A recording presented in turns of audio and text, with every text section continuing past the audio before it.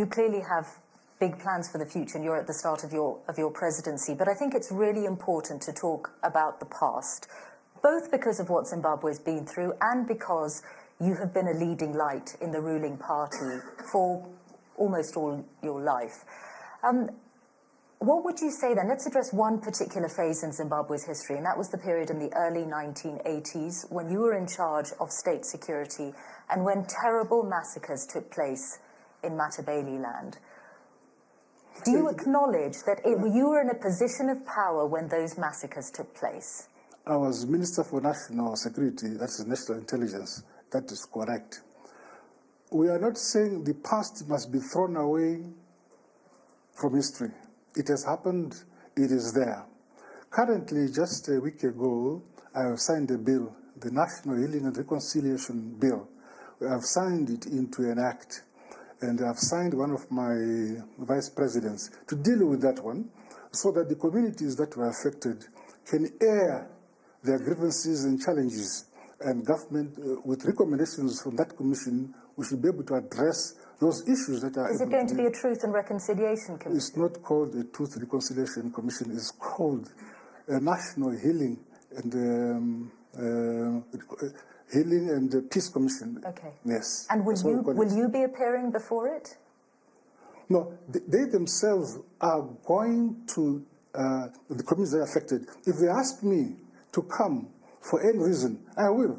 Okay, but then what would you like to say now, 2 months into your presidency, what would you like to say now about how you feel about that time and how you feel about having been in a position of power when as many as 20,000 people were killed in Matabeleland? I understand that those are the figures that are being flighted, but on the ground, I don't think that is the correct figure being flighted in that area. The most important thing is that what has happened has happened. What can we do about the past? We have put up a commission to deal with that issue. That should not stop us to have a better future, where all the communities should be united, should cooperate, should love each other, should work together. This is the message which we have. We are more worried now about how, in the future, we should have a united Zimbabwe. The figure of 20,000 deaths came from the Catholic Commission for Justice and Peace. You could just apologize for what happened at that point, and that would be a powerful signal that Zimbabwe is truly moving into an era where it has acknowledged the past properly. In my view, there's nothing more than me putting legislation where a commission headed by a vice president and most eminent persons in Zimbabwe to deal with that issue and make recommendations. At the time in 1987, my former president and the president of ZAPU, the late Vice President Joshua Nkomo, came together and cobbled out a unity accord, which ended that conflict. Yes, but I'm asking you, because you've taken over from Mr. Mugabe after 37 years, what is it that stops you saying the words, "I'm sorry for what happened in that time," in a way that presidents, prime ministers have apologized for things that happened even many decades before they were in power, as a way of having a proper reckoning with the past? Let me assure you, just recently I had a meeting with the chiefs from Matabeleland, discussed with them. It is them, because I feel there's that bad page in our history, and we would want to correct it.